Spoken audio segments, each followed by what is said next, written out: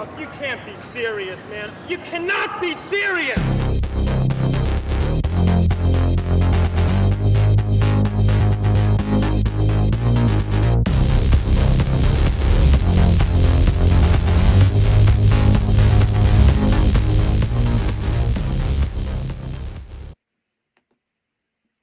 Every time I hear that, I feel like I need my little Day Glow Twizzle sticks and my amyl nitrate poppers when I hear that thing. Yeah. Not really. What kind of pipers? What kind of poppers did you say? What was that? Don't you know about amyl nitrite? Do you know about that? I don't. Well, no. Gracey, do you know about amyl nitrite? I sure don't. Yeah, okay. What the hell is that, dude? Well, it's a cultural reference. Not that I did amyl nitrite, but it was a big drug that was used. Basically, it's akin to like smelling salts, and when you get knocked out. But a lot of people like in the 70s, kind of gay electronic music disco dance scene would use poppers when they would be on the dance floor. And of course, they would use them in other areas of their life that were perhaps adjacent to the dance floor. So it's an old timer reference. Amyl nitrate poppers.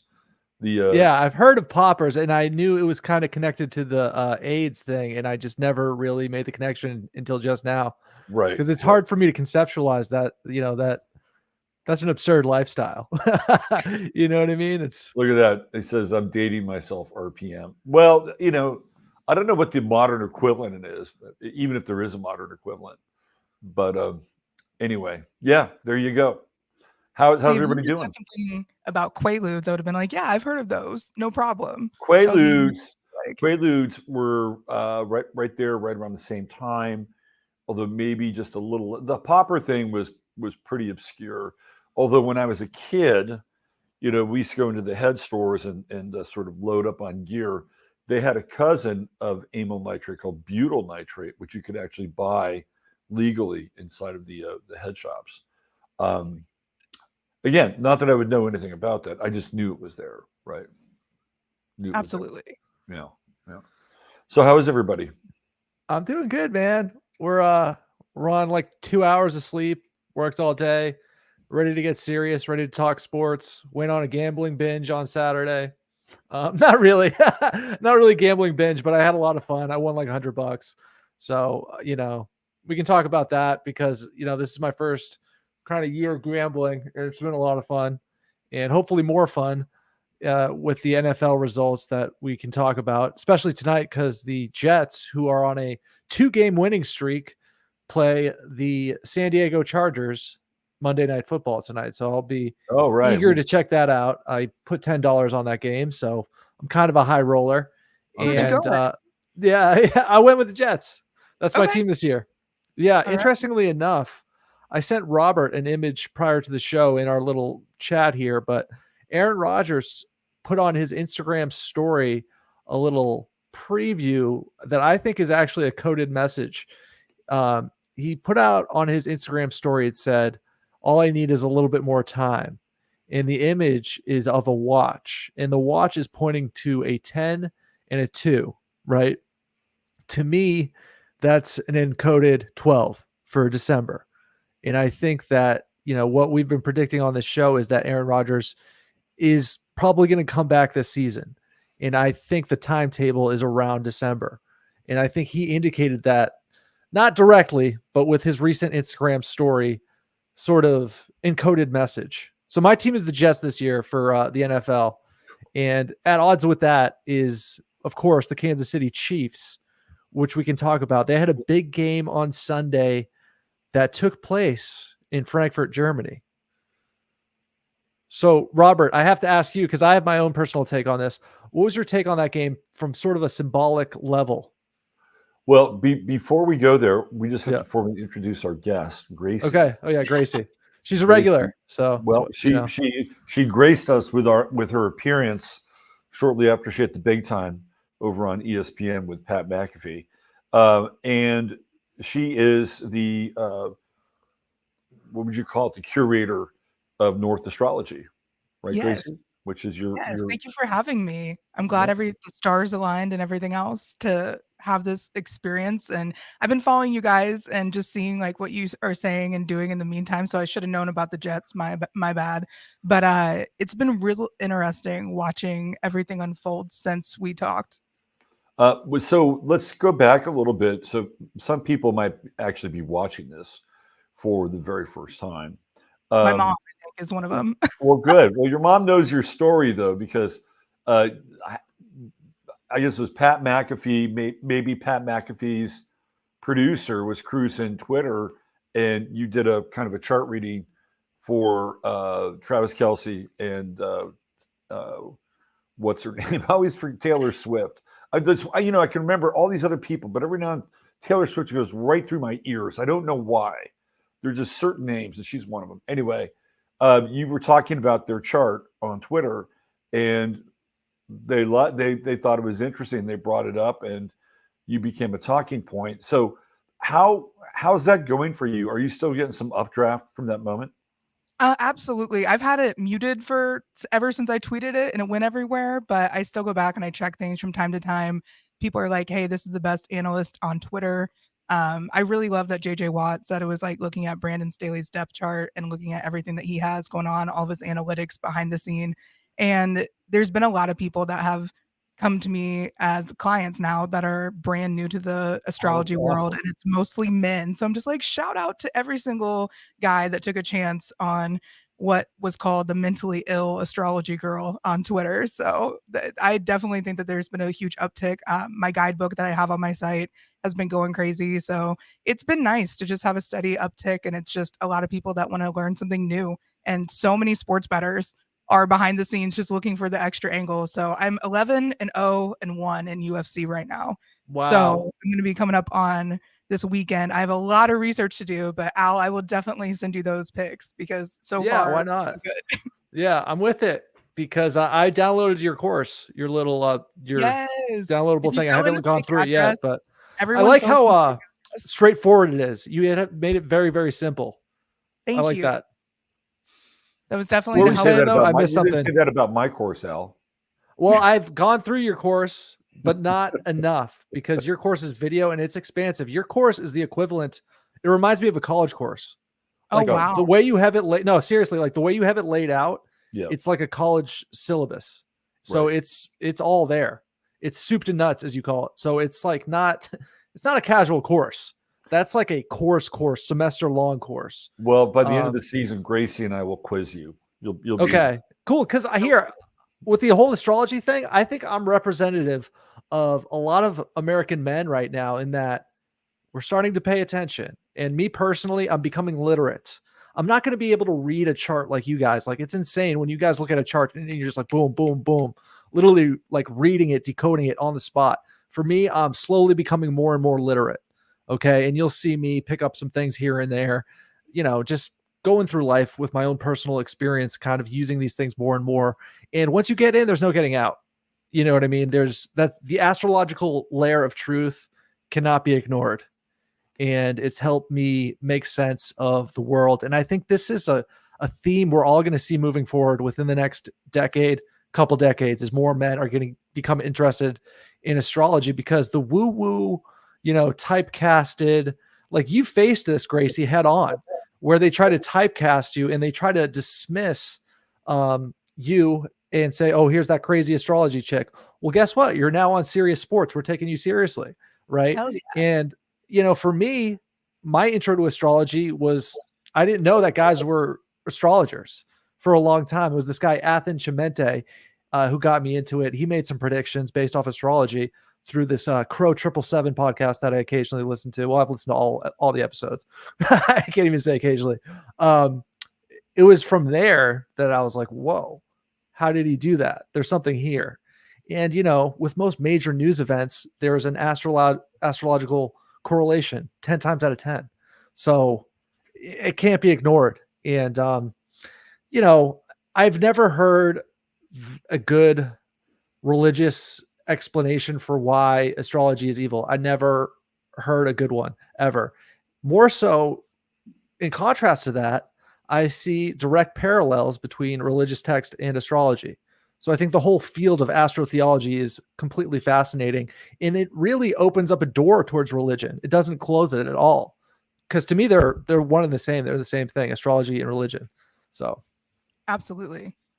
Yeah, I would totally agree with that. And I do find now that with my clients, I'm getting probably about 70-30 female to male, but that, it's a high number for men. And the men that I'm getting are kind of, I don't know, sort of mid millennials and then Gen Z, which is like really cool. And these are guys that are trying to understand, what's going on in their life and how, I had a client today, great dude, right? And he was trying to understand, what's gone on in his life for the last few years.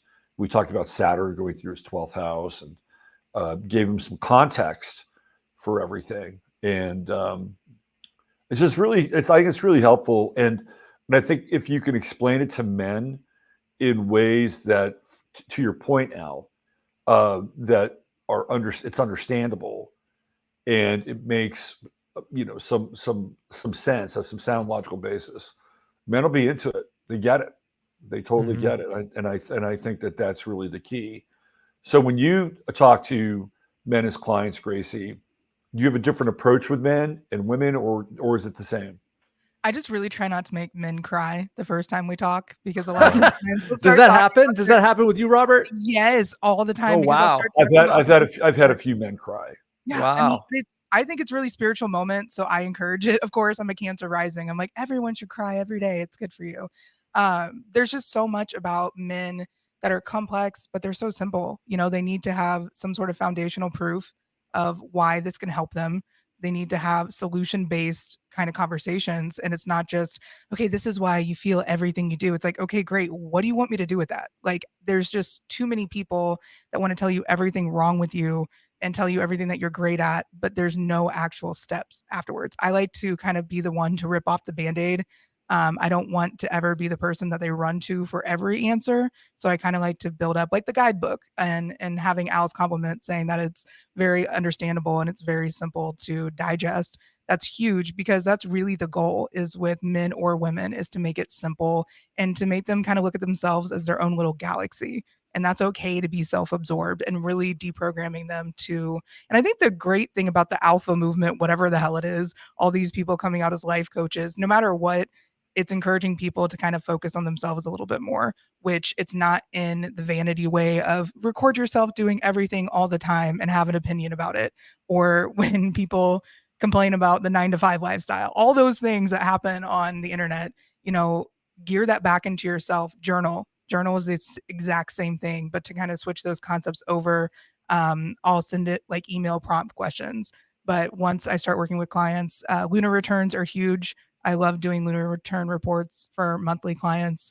I have a group of women that I do those for, not so much men. But solar returns are huge. Saturn returns are huge. And I just like to tell them, hey, you don't have to sit here and live your life by this. This is not something you have to revolve your world around, but it is something to consider, especially if you're getting into, I don't know, philosophy and any sort of ancient history, and anything to do with anything has astrology in it. So I also talk to a lot of people that are religious. A lot of Catholic people have found me in the last year or so. And I always kind of walk the fence. I'm like, how exactly do you want me to deliver this? But Catholic people are like, we do everything against our religion all the time. We just apologize for it later. And I'm like, that makes sense. But they go to Saturn. They just go to the priest, right? Yes. Yeah. And men just need to feel like it's okay to talk about their life and talk about things that they've gone through, instead of just internalize it and just keep carrying it forward. So if astrology can help at all, great. But I think the perfection years that I've been talking a lot about on Twitter have really kind of helped people see, wait, why is 23 so hard? The 27 club and musicians and artists in general, when that's a 4th house year, it's very much behind the scenes, their fame versus their private life. And so you start to see these like trends, and you can kind of explain it that way with most men. I feel like they have a very good understanding of history and timelines. So just breaking it down as whatever language they speak. If it's sports, I can go that route. The only language that I don't really go to is like Gen Z. I'm really working on that one. I've not had many Gen Z clients at all. And when I do, I'm like, oh my gosh, this is wonderful. But still. Yeah. Speaking of clients, that's probably something. Hold on one second. Let me turn this down. You're in demand. I love it. Now, Gracey, I got to ask you, and Robert, you as well, when men cry in some of these astrology things, is it like a breakthrough? Like, oh my God, this has been hidden for me and this makes total sense. Yeah. That's typically what it is. And now I think that makes sense because with men in astrology, I see them having a high ceiling because there's a huge sort of engineering aspect to it. Right. So for me, I kind of view it as mathematical. Okay. I know the basics of Jupiter. Okay. Now I know the basics of Aries. And so I sort of combine those and see what it's like mathematical. It's kind of like Jupiter times Aries equals what, right? Versus you guys are sort of in the full on advanced trigonometry of it. You're calculating all these different things simultaneously. Right. But yeah, I think that's really, that really unlocks it for a lot of people. The fact that, okay, people have their sun sign and they're like, oh, okay, that kind of makes sense. Whatever. Don't really care. And then you find out that there's all these other aspects that are in play here. Okay. And that's kind of hidden from people. I would say hidden, but it's like, once you get it, you're like, oh my God, this is serious. And then you have like examples with sports to act as sort of a translator. And it's like, whoa, can be. There's a lot going on here. Yeah, for sure. It can be. Want to make a transition since we're talking about crying. Want to make a transition into Caleb Williams, who I guess USC lost again. Yeah. And they fired their defensive coordinator because, of course, it's really important for the defense to step up and stop somebody, apparently, in this modern age of new age football. But Caleb Williams, apparently it's not the first time he's cried on the sidelines. Did you guys catch that? I did. And I have a lot to say about that. So I first started watching Caleb Williams last year, and I noticed after a game, I think it was a tough loss to Utah during the regular season, he cried because he puts a lot into it. Whatever. He's a crier. Okay, whatever. And then I think it was the Pac-12 championship game against Utah.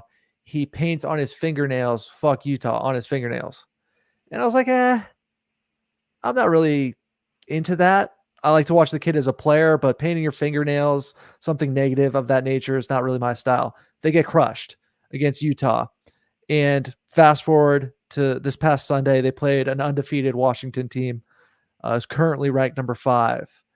It was like 52 to 42, something like that. And the thing with USC, they don't play defense for the most part. They have good athletes, but their first game of the season against San Jose State, they gave up 28 points. Every team they play against scores 28, 30, 40, 50, right? So they lost a tough game. And then he goes into the stands and proceeds to sob uncontrollably in his mother's arms. A bit much, Caleb. It was just a bit much. I don't want to beat up on the guy because guess what? Crying in college football is a thing. It used to be regular for guys from the University of Miami. Mike Irvin talked about this. He talked about, hey, when I first got to the Cowboys, it was weird because I'd be crying after every loss. That's what we did at Miami. If we lost, we fucking cried our eyes out. So there's something admirable about. Did he cry in his mother's arms on the sidelines? Though that's the thing. Absolutely fucking not. He probably had a thug. He had a thug cry. He had a thug tear, or maybe even a thug sob. Right? He did not go in the stands with his mom. Michael Irvin's a Pisces, so he's given over to emotion.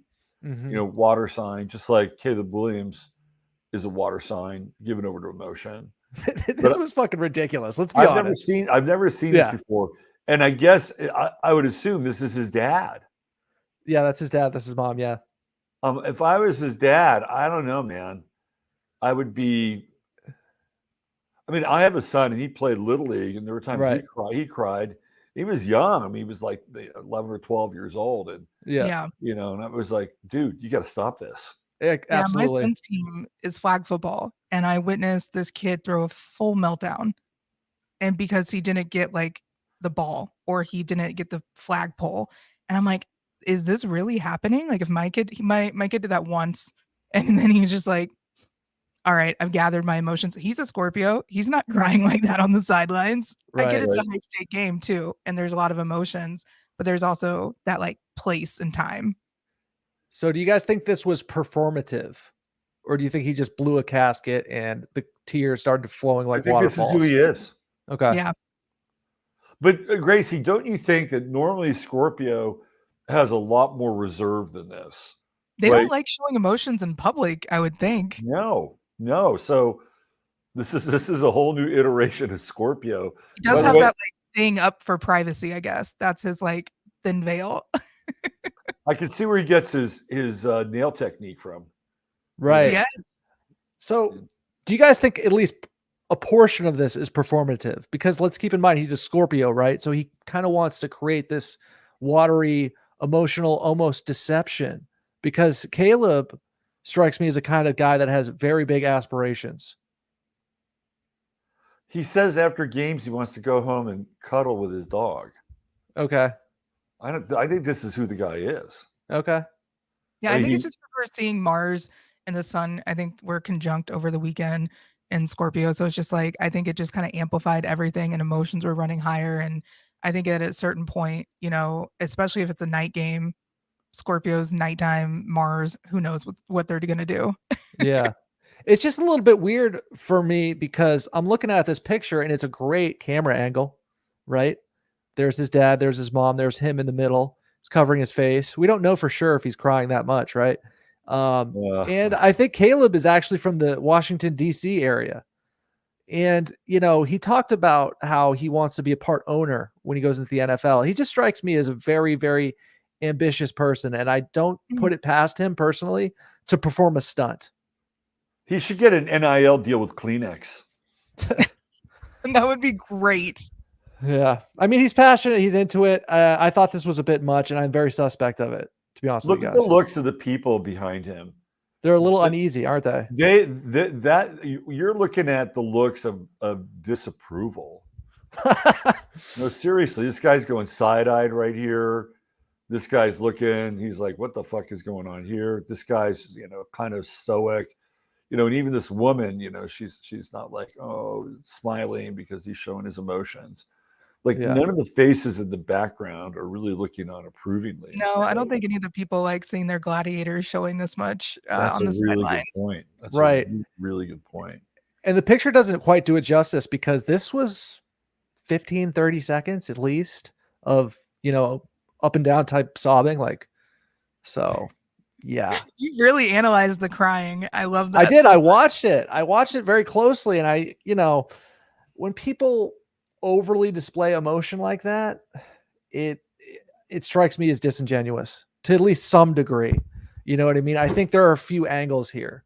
I mean, he's in Los Angeles, right? I mean, he could be auditioning for all we fucking know, right? So I'm going with that. That's who he is. Okay. Because he's got to be angle that he's the next Ronald Reagan, though. You're pretty much signing up as the best actor to lead this movement. So I see what you're doing here. Yeah, I think there's a little something to this. You know, let's look. I mean, Caleb does like a podcast weekly as well, so he's interested in being in front of the camera, not just in football. Yeah, so. That's not. He reminds me in some ways of Kyler Murray. He's got a Kyler Murray vibe, and Kyler Murray is also really connected to his mother because his mother is really into fashions. Kyler Murray is Japanese on his mother's side. I didn't know that. Yeah, and so you know and he always talked about how fashion was a really big deal for him. Even though they're very different signs, Kyler Murray's a Leo, and Caleb Williams is a Scorpio. So let's take a quick look at Caleb Williams' chart again. We brought it up last week, but what happened to our old layout? I like the old layout. I like this. It's kind of like ESPN. Okay, here we go. Let's bring this up. So this is his chart. Now, we don't have a birth time for him. So I think somebody's using a new chart, right? which is what astrologers will do if they don't have a birth time, either a noon or a sunrise chart. It's interesting that he's got the moon in Taurus, and I think that's right around where Jupiter is, isn't it, Gracey? So we've got, looks like we've got 5, 10.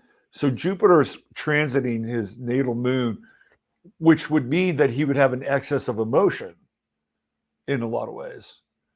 And then his sun, which is right around, what was that? We got, that's 5, 10, 26, 15, right around 15. Is it 15? What's his birthday? About 20. So it's around 20. Yeah, 18th 26. birthday. 26. So it's 26. So Mars isn't quite there yet. It's getting there, right? It's not quite there yet, but it's close. It's very close. And you'd have Uranus in kind of a wide opposition also with his sun down here in Taurus. Yeah, interesting. And I think what does he have? He's got Neptune in Aquarius at 8 degrees. Yeah, I'm looking at that 22-degree Mars at that killer be killed degree that we talked about with Al's chart. You know, that's really a big sign that his physicality is going to be close and linked to how he feels about himself, but it's going to push him forward. And I think that's where his prowess comes, definitely athletically speaking. And it's in Libra, right? Mars in Libra. A lot of my Libra Mars friends are very, very physical. Interesting. Well, Travis Kelce has Mars in Libra. We looked at that last time you were on the show. Yes. Right. But he does have this entitlement thing with Jupiter and Leo. And, you know, Al and I were talking about this last week where he wanted an ownership stake, right? That to me, that's like so Jupiter and Leo. Like, you know, fuck everything else. Just make me a part owner. In fact, you know, I'll show up every other Sunday to play. Right? It's kind of like that. And we do have a kind of a wide square going on. Also, he does have that square with the moon. And with his moon, yep. And I think that could be where some of this emotionality comes into play. What's interesting about his chart, and I'd love your feedback on this, Gracey, is that outside of Venus and the Sun and Mercury, that's it for water in his chart, right? He doesn't have any other like water kind of flowing into or feeding into those planets. So I wonder if sometimes he feels. Yeah, but he does have a. Oh no, I was just going to comment on his 6th house and being ruled by Cancer there. Well, this is a noon chart, so we don't know. Yeah. Right. And if that's the noon chart, I did get another NFL player's chart the other day, and it was like the exact opposite of a noon chart. It's like 11:50 p.m. And I'm like, well, I'm glad I haven't been using a noon chart for you. I'm glad I waited. But I think that anytime that you have that square, the Jupiter and moon, that really sticks out, and especially opposite the sun, even though it's loosely opposite, there's just so much of that opposition tension that where your pride and your ego is trying to be on this level of competition and quickness. And then you have Jupiter being like, hey, I'm just going to push you and square this into the idea of you should be the main thing of everything. And just be like, he just seems to level himself up a lot in his own mind. Yeah. Of course, Venus in Scorpio is also quite intense. And it's interesting that in that moment, he chose to go to his mother and not his father, right? He chose to go to Venus and not Mars in that situation, Mars being the masculine principle.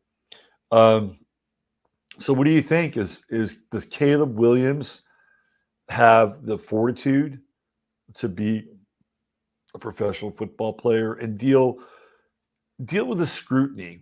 And I wanted to talk a little bit about Dusty Baker tonight, because Dusty Baker, the guy who was the manager of the Astros, just retired. And I posted on Twitter, he retired at 74, which is the third Saturn opposition.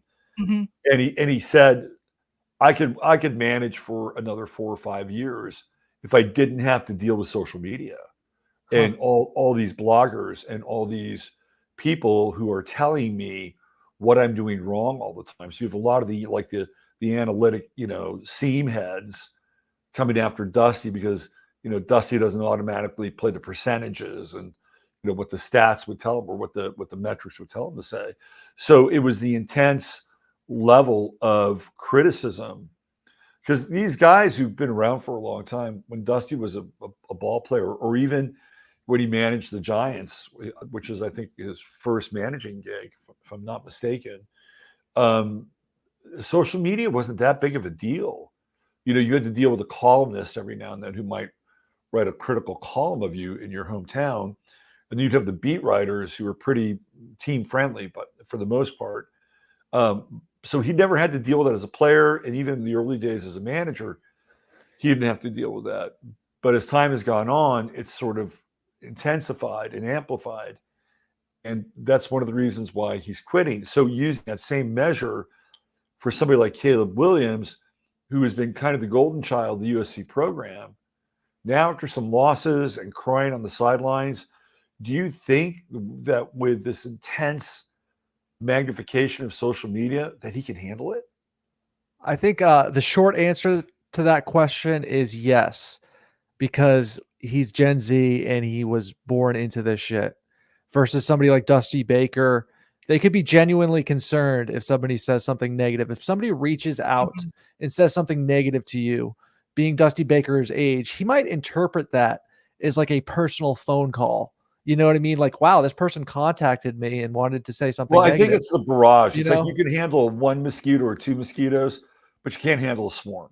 Well, there's something to be said for the social media era and its effect on human beings, right? Because I don't think it's good. Oh, I think it's mostly it's awful. It's just absolutely terrible. And I like going to work because I see it as like an escape from the internet a lot of times, and I like to observe how people are sort of affected by these anonymous commenters, and it does have this bizarre psychological effect on people. And I think Dusty probably made a great decision for himself and said, fuck this era. I don't want anything to do with these anonymous freaks on these fucking websites. And I get that. I respect that.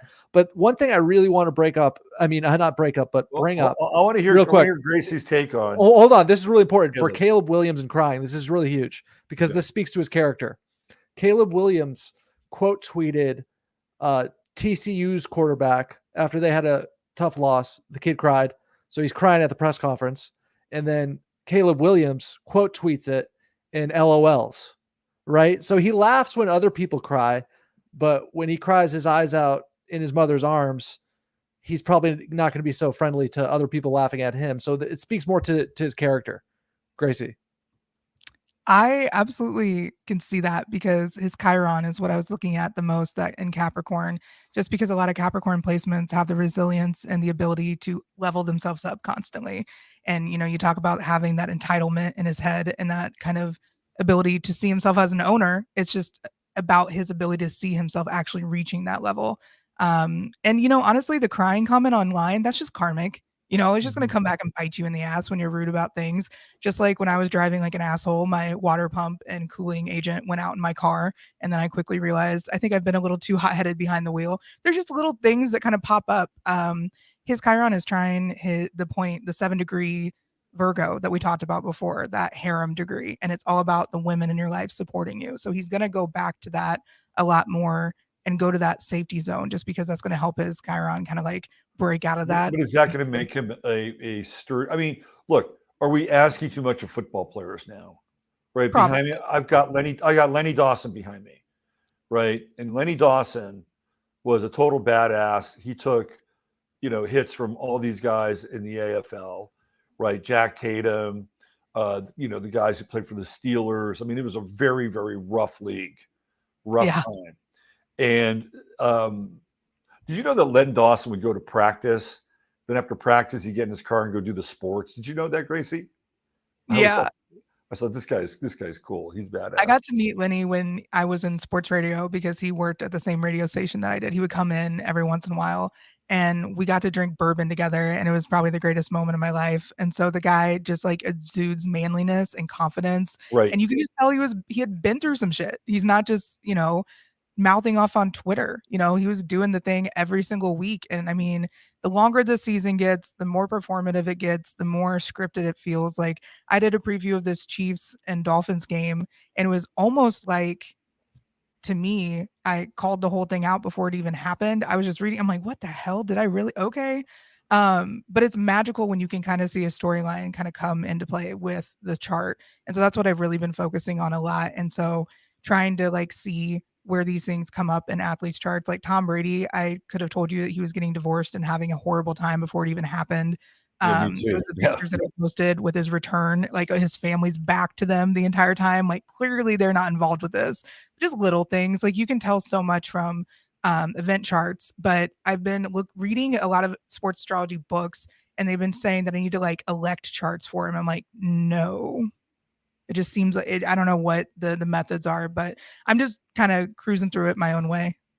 Yeah, I think I think Caleb Williams is entitled, and even to a large extent of how college football is played today, that it's not college football from the 70s, 80s, 90s, and even the 2000s, No. which was much rougher, right? And there's this kind of AAU mentality that has passed through all levels of sports, not just basketball, but college football.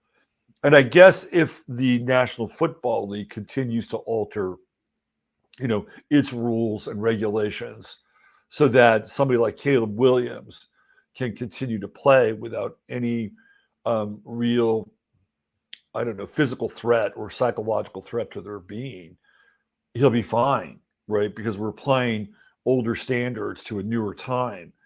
And you can see how the National Football League has completely changed the landscape. I mean, there was a play, what was it, last week, where it was a running back. Who was it? It might have been somebody from the Steelers or the Colts. And he basically, did what he did. And he put his head down, shoulder down, and he trucked the guy. He's not a defensive player.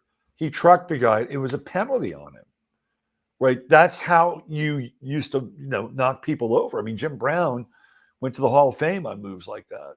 And now it's a freaking penalty. So even though I think Caleb Williams is entitled and he's over emotional, unfortunately, I think the league has changed to the point where he'll probably be able to get through and maybe even thrive to some extent. That's I think that he will have an NFL career, but it's going to be a Kyler Murray, Matt Leinart, Robert Griffin III style 2 to 5 year prevalency. And then he goes to the booth. And I do think that he is your prototypical sort of air raid quarterback, where he's sort of freestyling and as he goes, he creates the play as he goes. And I don't think that style of play would have been, as advantageous in different errors. The game is very much headed into almost a flag style direction. And you see some calls that you would never see 5 to 10 years ago. And it's very much changing and sort of almost internationalizing through the air raid pass and flag football as the flagship of the expansion of the game, for better or for worse. Yeah, we talked about that a couple of weeks ago, Gracey. I don't know if you caught that, but they're going to trying to make flag football an Olympic sport. Yeah, I was just said, didn't they bring out like the flag football team at the Chiefs game or something? I don't know what was happening in the opening ceremonies. They brought out the German women's flag football team. Of course. They made an announcement for them. Let's get into this game, because this game for me, it was just very symbolic on so many different fronts, taking place in Germany. You know what I mean? It's sort of this, Germany has the third most U.S. military bases behind Japan, right? It's sort of a front. And like, this is how I think of it. If I'm Vladimir Putin and I see this sort of Western militarized mock game, you know what I mean, taking place in Germany, I'm looking at that and I'm like, what's going on here? This is sort of a cultural front moving toward Russia in a weird way. Well, they had the European Football League, right? Mm-hmm. And they actually had a team in Frankfurt called the Frankfurt Galaxy.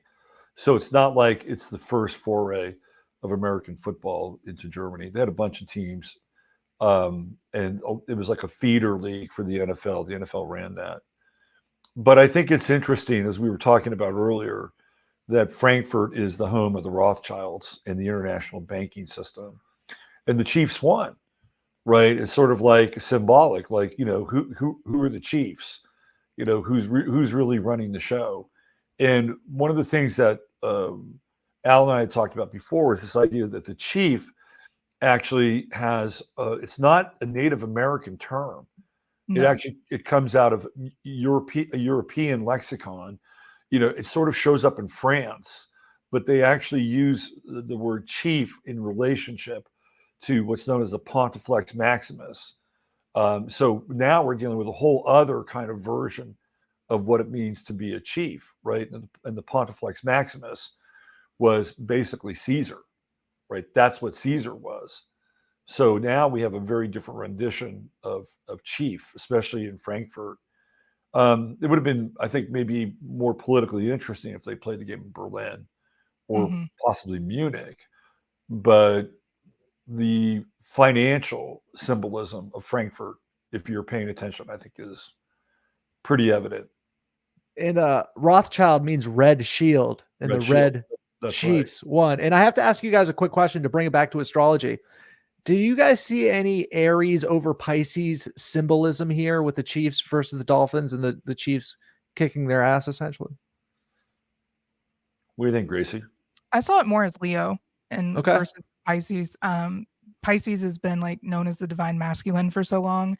And Leo to me represents a lot of the awakened to come masculine. With Leo Mars retrograde next year, I think that there's going to be a lot more spiritual awakening with men in general. But to me, that Leo energy shows up with the red and yellow. I mean, some people call us ketchup and mustard. So, there's that. But I really do think that like our energy is very much Leo. It's very much this like red, fiery solar energy. And we do have a lot of Leo placements. That's the Chiefs chart does. What, so who runs the show? Is it Clark Hunt now? Is it Clark Hunt? Clark Hunt, yep. What's his sign? That's a really good question. I'm going to look that up real quick because I think Clark Hunt has like the most strange storyline because he'll be out. He's a Pisces, or he's February 19th. So he's right there. Right there at the end, right? Right. He's somebody that before Mahomes came around, I will say our diversity encouragement at the Kansas City Chiefs was zero. A good friend of mine worked in the front office. I think I mentioned that on the last time I was here, and he was the first Black man to ever work in the front office. And, he was treated just like that, especially with all the Rooney rules and the Bieniemy conversations when he was getting hired out. There's just a lot of talks about race and then Kansas City. And, Mahomes really changed the narrative with so many things. We were not a very affluent team until Brett Veach came around. Carl Peterson was terrible. He was known back in the 90s for just like putting out a couple old deli platters and being like, all right, the athletes can eat, we're good. So, having a billionaire running the team is a lot different. It's unusual because, again, if you look at the picture behind me, those Hank Stram teams were incredibly diverse. Mm-hmm. They were getting guys from the HBCU schools. And, Otis Taylor being one of them, and Willie Lanier, and Buck Buchanan. I mean, it was a really very diverse team. You had Mike Garrett, Heisman Trophy winner. So I think the roots of the Chiefs were diverse. Yes, maybe in absolutely. the way that the AFL was more diverse than the NFL at a certain point in time. And Lamar Hunt was very much a champion of diversity. He was very much include everyone. If they can hit someone, I don't care what color their skin is, get them in here. So that was it with the AFL. I mean, Al Davis was the same way, and it was more of a meritocracy than saying, oh, we have to get a guy from Jackson State in here, or we have to have a black quarterback. I mean, if they could play, they could play, right? And that's the thing that set the AFL apart for me with the NFL, because a lot of guys and even like the first black quarterbacks got their break in the AFL with Marlon Briscoe, who played quarterback for the Miami Dolphins and then the Denver Broncos for a while. He's a wide receiver turned quarterback. He played both positions. But again, it wasn't like, oh, we need a black quarterback. It's like, we need a quarterback. And this guy was available. He was actually pretty good in terms of his position, right? Then you get Joe Gilliam, and that's a little bit later. But to me, that was the key to the AFL success, is that it was a meritocracy. And if you could play and you were good, it didn't matter what color you were. Yeah, I like that. I think that's what we all like about sports. And that's why, it is always sort of disheartening to see anything other than meritocracy. Because I think that's where we look to escape, is through just straightforward meritocracy. You know what I mean? Who is the best freaking running back? Who is the best offensive lineman? Put him out there. We want to win. You know what I mean? What I like about football in particular is I like to think that it's so competitive that you don't have time to care about who's what color, because we want to win. You know what I mean? Well, I think that that's true. But then when you get a lot of social media pressure, it changes things. Mm-hmm. And you and I talked quite a bit about the whole Trey Lance phenomenon in San Francisco, where it became really a racial issue. And it shouldn't have been a racial issue. But, I'm going to offend some people, but a lot of millennials turned it into a racial issue, and had nothing to do with, whether Trey Lance was black or not. It was who could play quarterback. But they had to hang their hat on something. And I would listen to streamers in the Niners podcast verse, like people like Grant Cohn, and Grant Cohn would dog whistle racism with Kyle Shanahan and the DeBartolos. I'm like, what the fuck are you doing? Like this, like, I may be showing my age here, but that kind of sort of inferential kind of invective is really dangerous. It's really fucking dangerous and toxic. And we can't even begin to have a reasonable discussion around who's better suited for a job, right? And who knows, if Trey Lance was all that, he'd be the quarterback of the 49ers, but he wasn't. They overreached for him. And so I just want to have just a little bit of a kind of a runway here, because I want to talk about something that is related to quote unquote diversity, and how it's actually backfiring on the 49ers right now.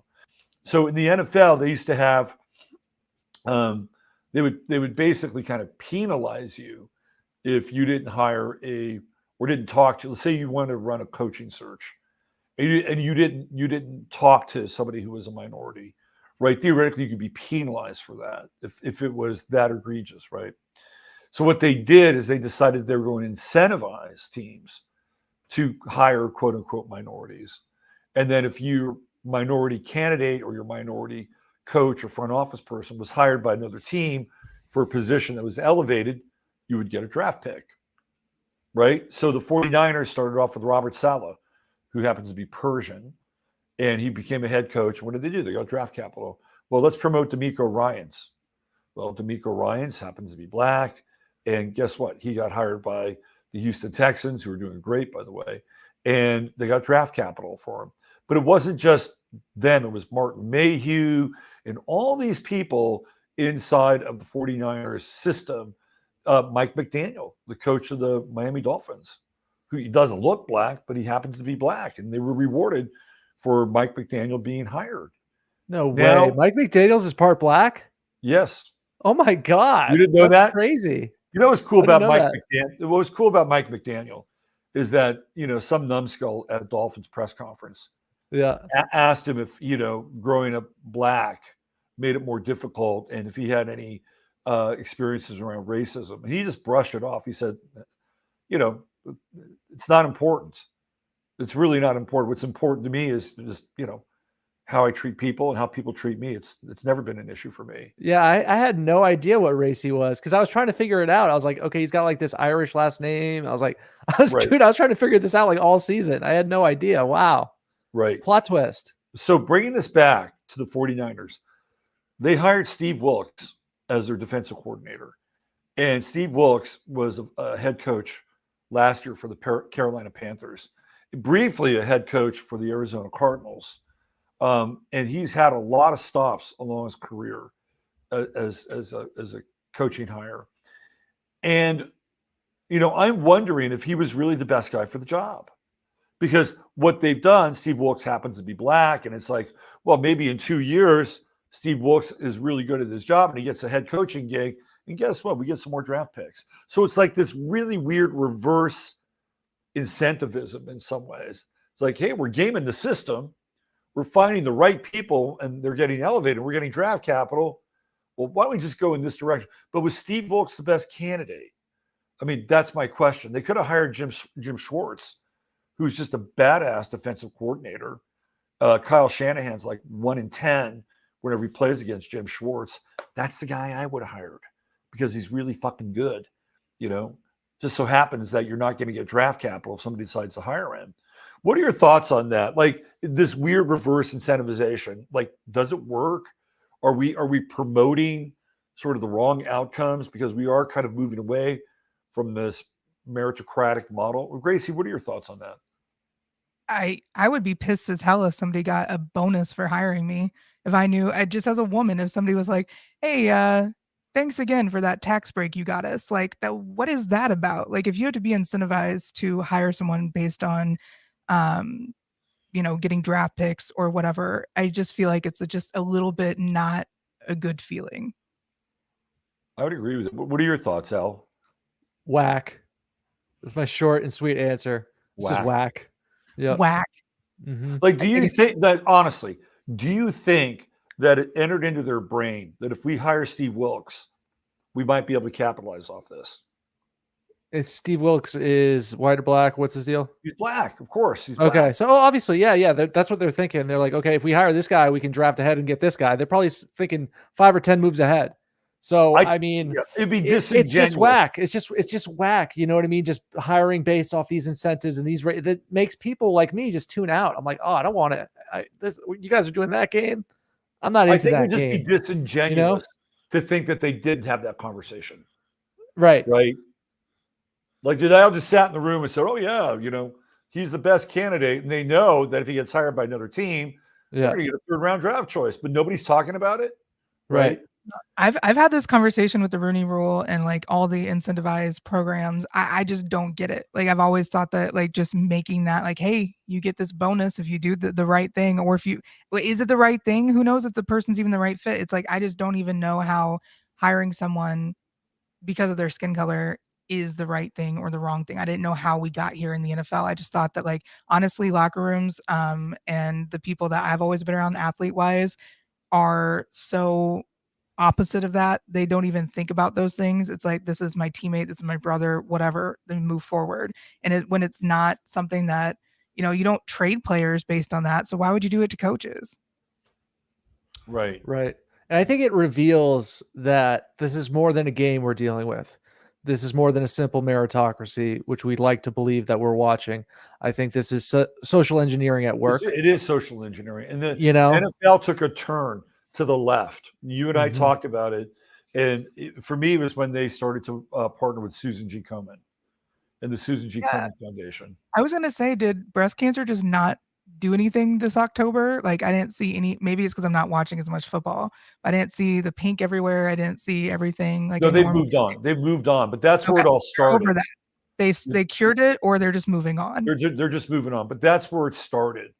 Right. It was like, okay, well, we're gonna, do this thing now. We're all gonna wear pink, right? Like, and we're all gonna get in our feelings, and we're gonna talk about somebody who we've lost. And there's nothing wrong with that, by the way. Right. There's nothing wrong. There's nothing wrong with that. But when it feels institutionalized like that, it's like I start scratching my head. What's really the game here? What are they really? Why is the Department of Defense giving the NFL money to like have these giant national anthem little ceremonies and the flyovers? I mean, there's a lot of questions with the NFL for sure. Oh, I mean, back in the day, it wasn't just the flyovers, but it was all be all you can be, and all these commercials for the armed services. You couldn't get through an NFL game without seeing at least half a dozen of them. And now it's pharmaceuticals. So there you go. Yeah. So my take on that, Gracey, is I think that the game of football, more so than any other sport, is an intricate part of the military-industrial complex. Mm-hmm. And now we're seeing with the pharmaceutical-industrial complex as well. I mean, you sit through a full commercial break during an NFL game, and it's just an odyssey of psychological terror. You know what I'm saying? It's just, we want to get you hooked. We want to make you mad about this agenda. It's just, here's some really disgusting products we got for you. and you're in this sedative zombie-like state, is you're kind of like this and let's just get through this commercial break. Like, come on, it's almost halftime. I can get up and do something at halftime and just this commercial breaks. Come on, just get through it. And it's a painful process. So actually, really, the NFL and football in general is probably at the forefront of social engineering. This is the modern day gladiator games. This is the Coliseum. So the agenda of the establishment is going to be full frontal with the NFL and football in general. Mm-hmm. I think like everyone has a pharmaceutical commercial they saw and they're like, okay, this is just ridiculous. And mine was restless leg syndrome. Okay. I'm like, so your legs are just wanting to move more? Have you thought about moving around? Like, it was so much for me. I know that it's real and it exists for people, but I'm just like, what is this? Right. Do you guys know when the war on cancer started? I don't. I'll show you. Yeah, I remember the NFL pink. It would last like a month. Yeah. It was never just one game. It was literally like months. Also Domestic Violence Awareness Month that month. So they're So definitely not there to talk about that. This is Freddie Joe Steinmark, and he played defensive back for the University of Texas Longhorn team that won the championship in 1969. And there's actually a movie. It's not a bad movie that they did on his life. And he was one of these guys who was an overachiever. He played safety. He was 5'9". You know, he hit like a ton of bricks. And during the season, he wound up getting cancer in his leg. And this is him during the championship game where the Longhorns, I think they beat Penn State, if I'm not mistaken. And Nixon was a big football fan. And he was in the stands at the time watching this game. And he saw that Freddie Joe Steinmark had died of cancer. And that's when the war on cancer started. It starts with Nixon. Wow. Because this guy, you know, couldn't play in the championship game. And you know, it's a pretty tragic story. You know, he was born in 1949. You know, he's 22 when he died, right? Or 23 when he died. So that's where it all started. Started on the fields of the University of Texas. Wow. And, that's fascinating. Yeah. That is. That it started with football, you know? The war on cancer started with football, which a lot of people don't realize. Wow. Yeah. That sort of reveals a big part of the bigger games being played that we see, you know, football being sort of at the forefront, the tip of the spear, if you will, with a lot of things. So that's fascinating. I like that idea too with the Aries Libra themes that we're seeing now with the North Node and Aries. So, you know, to go back to like the Chiefs representation with the Aries and Libra, I could definitely see that with the Dolphins and the Chiefs game. It was very much two opposites. And to have Tyreek Hill mouthing off before the game and all that smack talk, and then he couldn't perform. It's just like, all right, we get it. And Venus at one time being the esoteric ruler of Pisces, right? Mm-hmm. So you have also Venus and Mars kind of going. That's one of my favorite axis is Pisces and Venus, or Pisces and Virgo. I'm sorry. Just because of all the symbolism, especially throughout the Bible. It's beautiful. Yeah, right. Exactly. Well, that's what I have. I've got True Node in Virgo and the South Node in Pisces. So that's awesome. I'm reversed. You're reversed. So to ask you guys an astrological question real quick, in both of your views, like, you know, I want to get both of your takes. Are we in the age of Aquarius, or are we entering the age of Aquarius? What do you think? Well, I think we entered the age of Aquarius in 1963. Okay. When you had the stellium of Aquarius, the superstellium, what was it, February? It was actually 1962. It was like February 5th of 1962, where you had this massive stellium in Aquarius. And it's right before JFK dies. And then you have the 60s, right? And, you know, the festivals of Woodstock and sort of the MK Ultra Summer of Love and psychedelia, the Fifth Dimension, you know, singing the song, "This is the dawning of the age of Aquarius." So I think we've been in it for a while, but we're getting ready to go into Aquarius at warp speed now. What do you think, Gracey? I'm right there with you. After studying the Venus cycle a lot, and since that's been in Gemini since I believe the mid 50s, I think a lot of what we're seeing is this mixture of the death degrees of Pisces with Neptune there. We're going to see Saturn going back and clearing out all the things that Neptune started. We're going to be seeing with Neptune going into Aries. That's just around the same time that the Civil War broke out the last time Neptune was in Aries. So we're going to be seeing a lot of difference that feeling than Aquarius energy. Pluto in Aquarius is going to be huge, especially for a lot of people that thought, oh, hey, I survived the first round. You know, now that I through the process of my father's emergency open heart surgery in April, I found his birth certificate and it blew my mind because Aquarius rising is his rising sign and it's 2 degrees Aquarius. And he had Pluto the moment it went into Aquarius. He had this open heart, or he had this very basic pacemaker surgery scheduled. And, you know, a week after Pluto went into Aquarius, he had this emergency open heart surgery. It's directly opposite his Leo, Pluto and Venus conjunction. And there's this massive shift of trust that you just had to have and something you couldn't see. And I think that's what we're kind of experiencing with this age of Aquarius. It's not like a physical, you're not going to see people. I mean, I guess people dress up in these weird costumes and these new age get ups and call themselves all sorts of names. So you're going to see that kind of like customized part of the hippie movement. But I think you're going to see more of like a state of consciousness with a lot of people. And, you know, we're also going to be going into what I call, you know, this reawakening, especially with Neptune. Neptune is a very, very generational planet.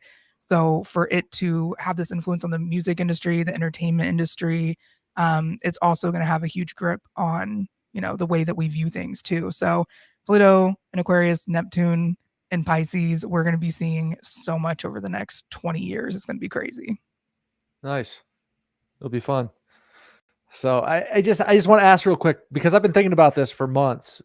We do this little show called Astro Chads, where me and this guy, Dr. Narco Longo, we go over the basics of every sign. In the Aquarius show, which is, it's already recorded, you just got to get it out there.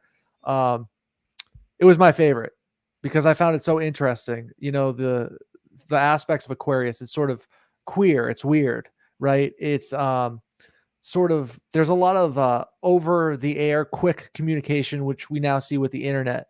And then I just want to ask you guys, because I've been wondering these questions. Dudes such as myself, you know, getting into and just beginning to understand astrology and sort of getting into it, is that probably reflective of the age of Aquarius?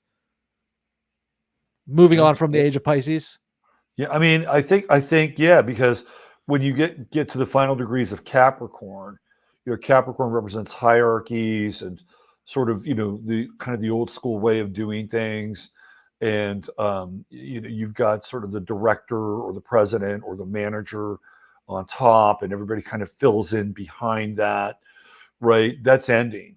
Like that cycle is ending. And when that gal talked about how, you know, she just got a job and she's got to take the train to work, and, you know, she's completely, you know, just spent. I mean, to me, that's kind of speaking to also the death grip of that world sort of getting loosened up on where we're going. So that it would like, there was a time when you were a man in this country, you had to do certain things and go through certain rites of passage, right? You had to theoretically play football. That would be one of them, or you would go to war, right? Or you would join a fraternity, and everything that would go along with those rites of passage for a male, in many cases, would also have some degree of humiliation involved, right? You'd either be hazed, or even on a football team, you get hazed.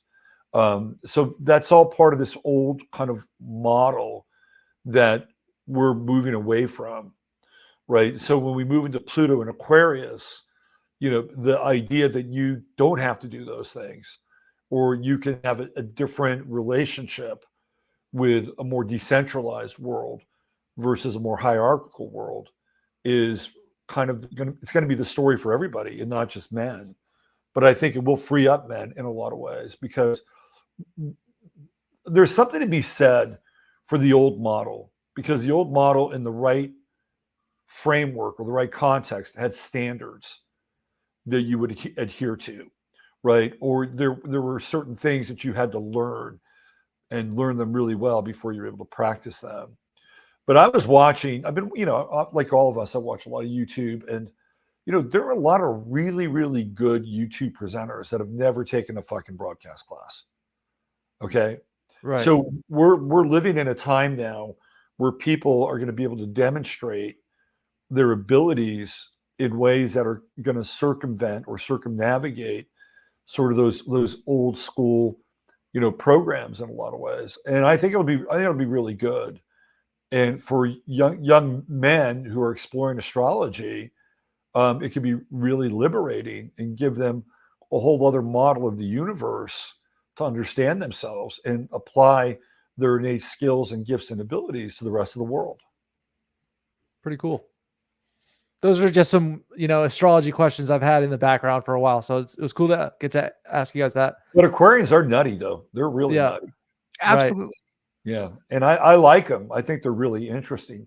When I, on my show on Sunday nights, whenever the sign changes, I go through, these current figures or historical figures.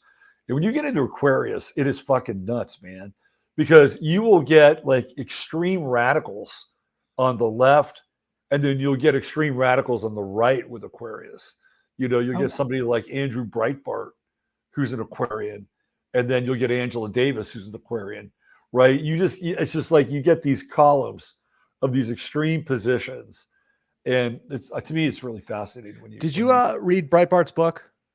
No. Mm-mm. Okay. I did. And like the only thing I liked about it for the most part was that Breitbart, I forget his first name, Breitbart, Drudge, and Ariana Huffington, they were all friends.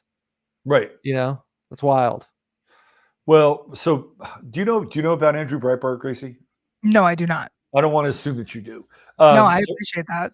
Andrew Breitbart came along the mid 2000s. He right, came up in the Obama era. I feel like in 2008, he broke some Acorn scandal.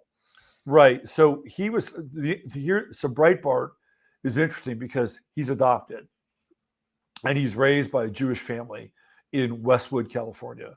His parents owned a restaurant and he got to know everybody. Like he remembers running into like O.J. Simpson. Wow. At the DMV, and O.J. Simpson asked if he needed help with his test, right? So Breitbart was kind of a dyed-in-the-wool liberal. And then he saw Clarence Thomas go through the confirmation hearings, and he felt like he was being unfairly targeted. It's like, who's going to speak for this guy? So he went to Tulane University, and he basically got turned out conservatively, right? And he started Breitbart.com. And Breitbart was actually, the roots of Breitbart are in Israel. Right. I've seen that picture. And it's with him and Bibi Netanyahu. Yeah. Is Ben Shapiro in that picture too? Is he in that I don't know, but I think Matt Drudge might be as well. I think Ben Shapiro might be in that picture. Okay. And then Matt Drudge is a guy who would have like a list of news items that you could go to on his website. And they were decidedly conservative, I think. Right. He was kind of this conservative muckraker. And then after Trump got elected, I think he sold the website and I think it flipped. But that's who Andrew Breitbart was. He was born into kind of this, sort of democratic, progressive, Jewish, liberal Hollywood background. And then as an Aquarian, he totally flips.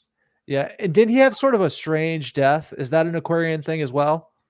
He had some sort of heart issue. There's some very unusual circumstances around his death. Now, Andrew Breitbart pushed himself a lot. Gracey, you should just check out his oration skills. Okay. I mean, you may not agree with his politics, but he was people I don't agree with. he was a brilliant orator. Like wow. you would listen to him. Right? He's like, okay, where's this guy going? What's he going to say next? Mm-hmm. One of the last things that he did is he had dinner with Bill Ayers. You know Bill Ayers at all? Yeah. So he had dinner with Bill Ayers, and Bill Ayers was somebody whom he deemed to be the enemy, right? So he had dinner with the enemy. And it wasn't long after that, he was walking his dog, I think, in Westwood, wherever he was living. And he just fell down and had a heart attack. Very strange. like there were no signs that he had a bad ticker or like he did push himself. He's probably a little overweight. But yeah, Andrew Breitbart, live fast, die young. I mean, that's really what he did. And Wow. Burn Breitbart. It was, I mean, he's an interesting character, but he fits that Aquarian mold, during a time when the country is, hugging Obama.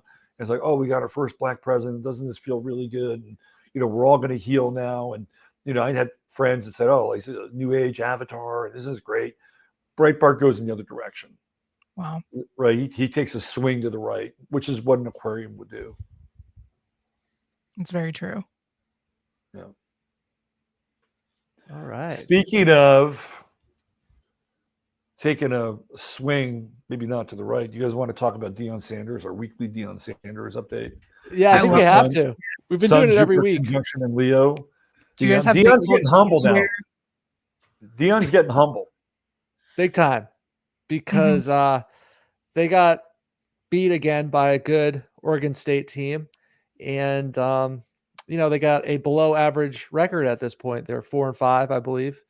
And the rest of their schedule is very tough. Pac-12, the last year of the Pac-12, unfortunately, they were arguably the best conference in college football. It's ironic, right? It's kind of like a supernova. It's just going to explode. It's kind of like what the hell? Like, why do you guys have to? Why does the band have to break up just when the music's getting really, really good? You know what I mean? It's just bizarre because next year you got USC going to the Big Ten. I think UCLA is going to be there with them. The Pac-12 is effectively done. It's not just UCLA, USC, Oregon, and Washington are all going to the Big Ten. Wow. Yeah. Because when you think Big Ten, you think of these big Midwestern schools. You think of, Michigan, Ohio State, Indiana. Specific. Right. Right. So it's effectively the NFC. Like it's like those are big institutions with big pockets. Right. What's the furthermost west college is probably somewhere in Ohio or maybe Iowa. Currently, yeah. Iowa. The Hawkeyes, yeah. And isn't Colorado joining the Big Ten as well? They are not. They're actually going to be joining the Big 12. The Big 12. Okay. So they're headed to more of the Oklahoma, Texas area. Right. And so the Arizona teams and Utah are going there too, right? Well, I think they might be. I have to, don't quote me on that, but I know for a fact that Oklahoma and Texas, formerly of the Big 12, are headed to the SEC. So we see these mega conferences. I think Utah, Colorado, the two Arizona schools are going to the Big 12. Okay. That would make sense. And then Cal and Stanford are going to the ACC. Right.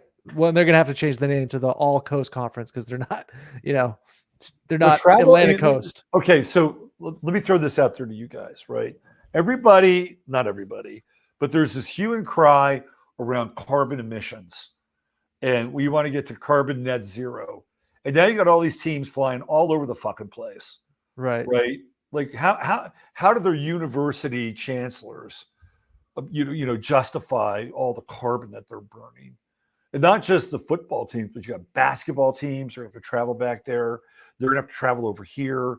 Baseball teams, like all this cross-country travel is really going to fuck up the carbon. Right. How do they deal with that? Justify that? I think they are as concerned with carbon as they are with the decrease in the value of their oceanfront property. Yeah. I don't think they give a fuck. I think they're balling. You know what I mean? What they're going to do? They're going to purchase carbon offsets. That's what they do. Well, we have all these carbon offsets. We've invested in all these carbon capture technologies that we're using on our schools, and that's how they get away with it. The carbon offsets. Right. I mean, we're made of carbon, so I guess are we just like these problematic things too? Yeah, we're an endangered species because if you get to carbon net zero, that means everything that's carbon's got to go. Yeah, sorry guys, you're out. Like at a certain point, we just have to stop worrying about this stuff. I think I reposted this thing today on Twitter that said it's narcissistic to think Mother Earth needs you to help heal her. I saw that. I love that. That was a great tweet. So, we were talking about Deion. We wanted to bring him up. I have a saucy question to ask you guys. and it's a little bit. Oh, Gracie's blacked out. Oh no, she's back. Yep. I don't know what happened. So okay, I just wanted to ask you guys this question because we were on the topic a little bit earlier. So there's a young man. His name is Gavin Layton, and he's a big offensive tackle. Was committed to play for the University of Colorado. He's a white kid, and he issues this message. He goes, "First, I would like to thank Colorado football for believing in me and giving me an opportunity to play at the next level. This is not an easy decision to make, but after talking with my family, I'm going to decommit from the University of Colorado and open my recruiting back up." First of all, I want to ask you guys about decommitting, because to me, there's sort of this dishonorable sort of thing associated with it. I understand it. You want to commit to a school, and then all of a sudden you decommit. It's kind of like wishy-washy in a way. But I just want to ask you guys the saucy question straight up. Do you think that Deion will have trouble recruiting white players? Because somewhere along the line with this Colorado thing, it became sort of a black identity thing. And I think that maybe with how the team is struggling currently, if I'm hesitant about going there, I'd rather go to one of these big universities that already has an amazing program versus an up and coming sort of this, charismatic leader type situation. And his son, the quarterback is an Aquarius. So it's dicey. You know what I mean? And I kind of want to ask you guys that question because we were on that topic earlier. What do you think, Rob?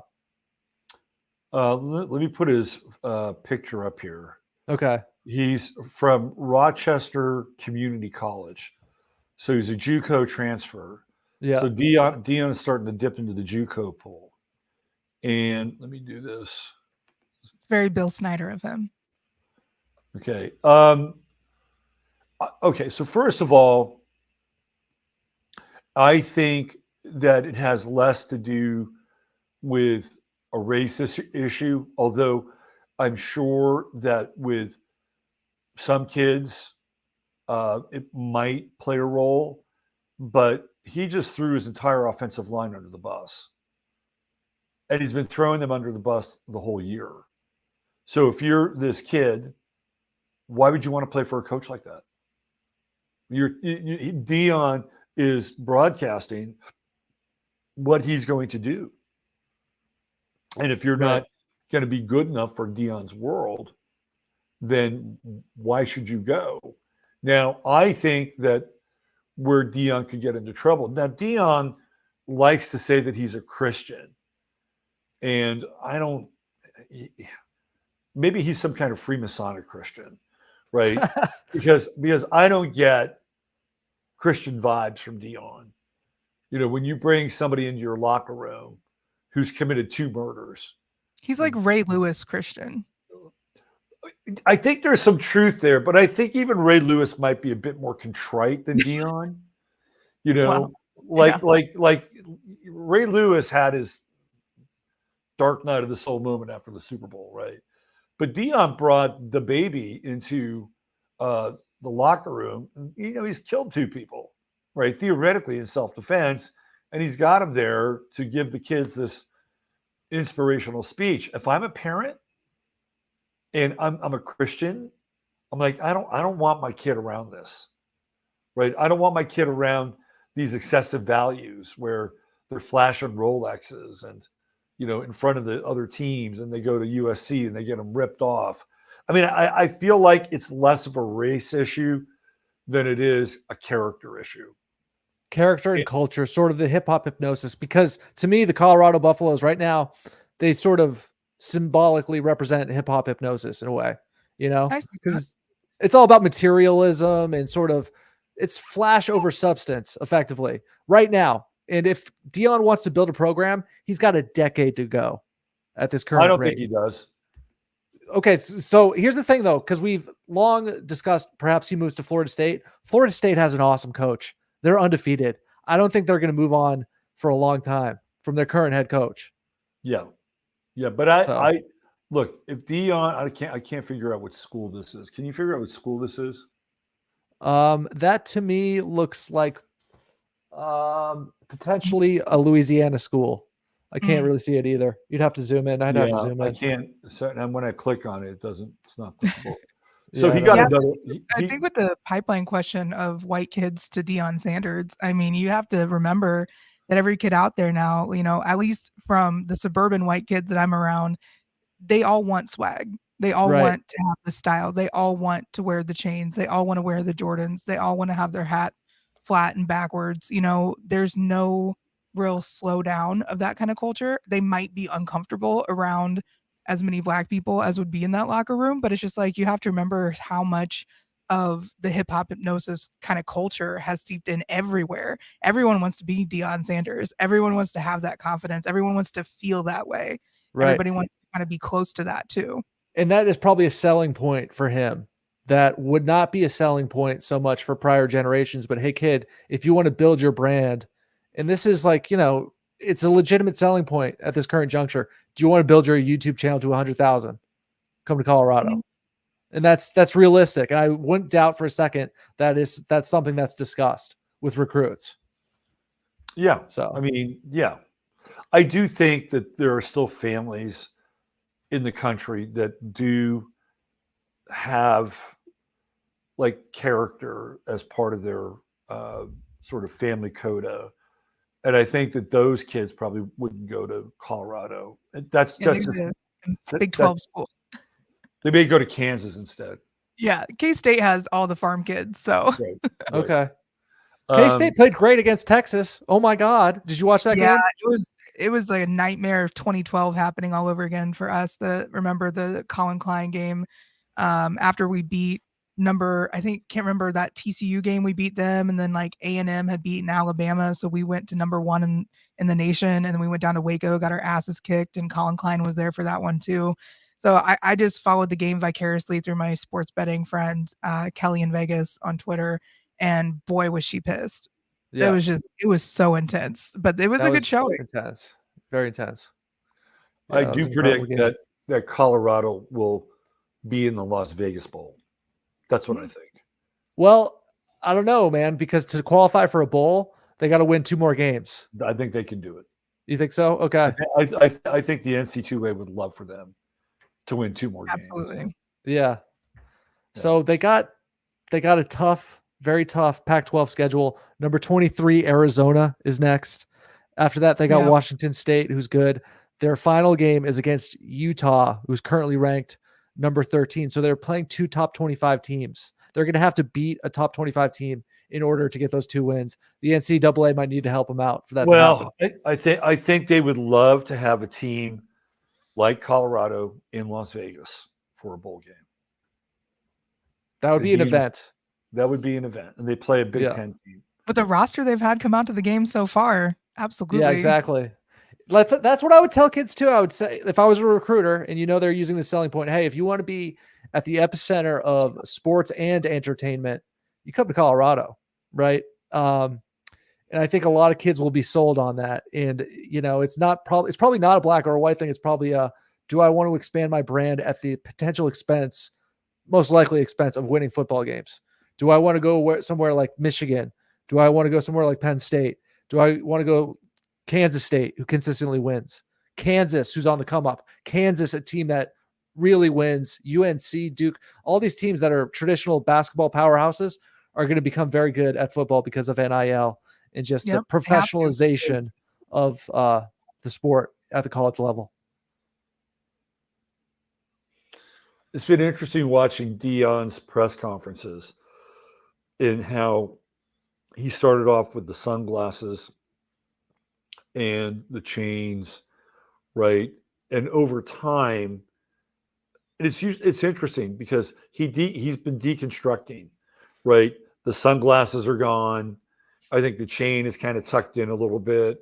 So you can see him shift his persona a little bit. Like he's not out there flashing the cool as much as he did.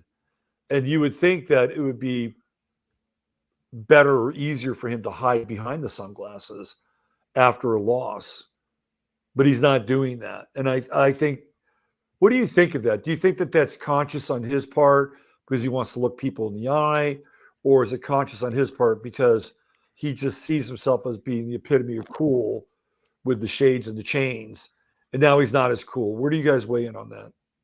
I definitely think he's been humbled a little bit.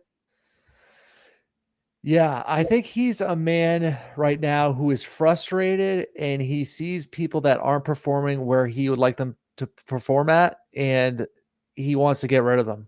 I think there's sort of this Leo component where if you're not rolling with me in my pride, in my pack, if you're not keeping up, I want nothing to do with you. You know what I'm saying? And he wants to leave behind anybody he feels is holding him back in any kind of way, because it's got to hurt him to see his son just get sacked, 16 times a weekend. Offensive coordinator sucks. Offensive lineman coach sucks. The strategy sucks. Deion doesn't really coach. Really, he doesn't do too much in-game strategic adjustments. You know what I mean? It's just, they're just playing against teams and programs that are just decades ahead of them. You know what I mean? And guess what?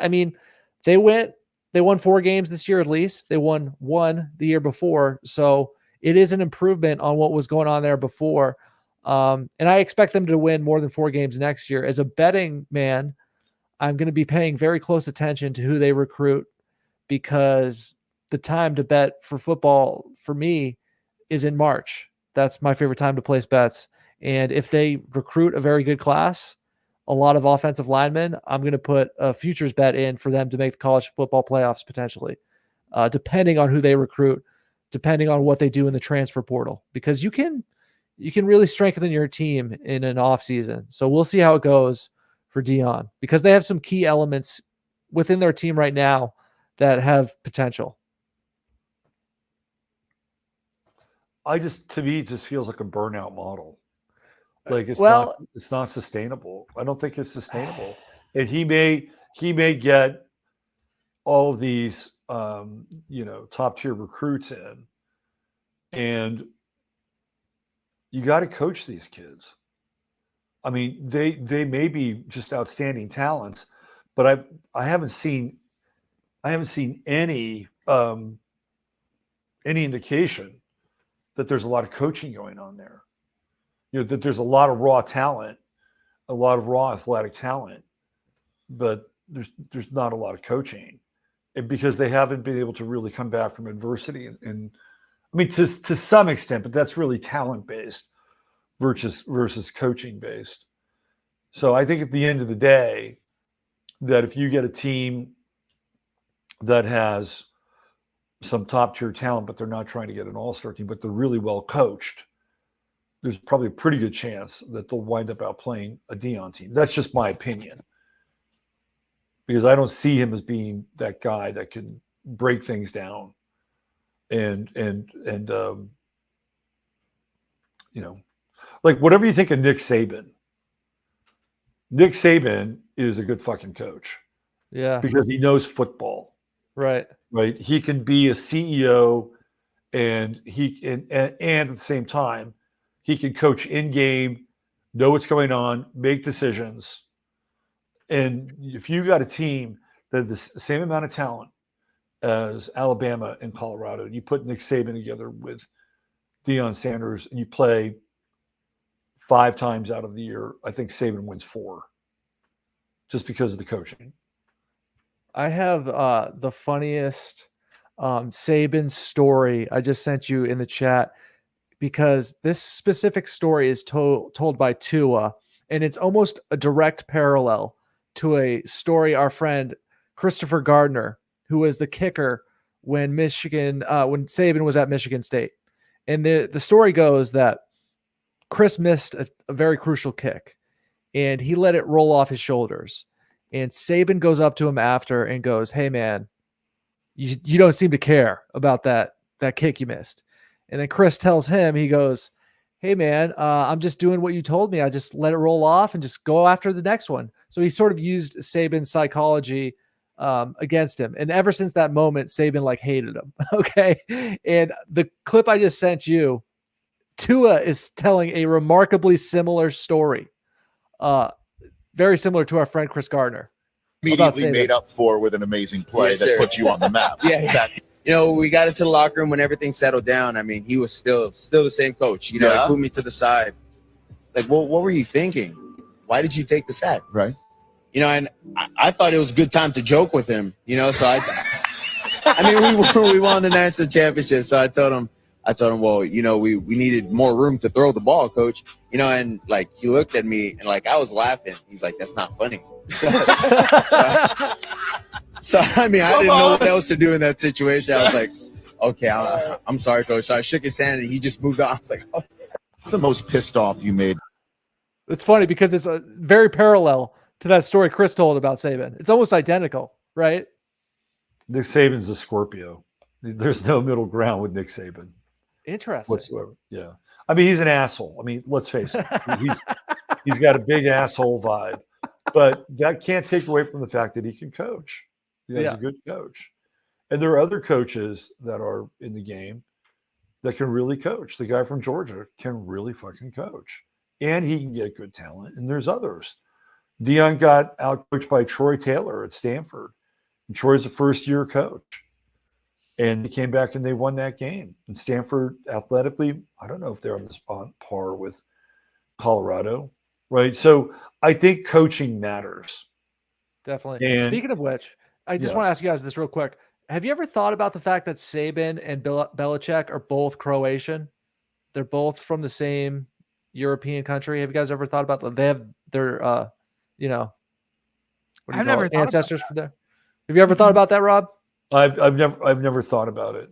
Okay. Yeah. I've been thinking about it for years. Seriously, because I want to know what's the deal. So what's your take? What's your epiphany about it? Maybe Croatia has maybe Croatia has a history of strategic generals. And this is just what I'm thinking personally, because it can't be a coincidence that Belichick and Saban are both from the same sort of small country. You know what I mean? Well, so Belichick is connected to Bill Parcells. And Bill Parcells and Belichick, I think they come out of Army, right? West Point and Army. And Bobby Knight came out of Army as well. So they have a whole Army connection. And I think Parcells shares that with them. So I don't know if I don't think Saban has the Army connection, but clearly they're somehow related to Croatia. It's interesting. The two very important coaches, and Saban coached for Belichick. I wonder if they had goulash together. They probably just stared at each other intensely and said two to three words in conversation. I would just like to think of them as like very silent, stoic people around each other.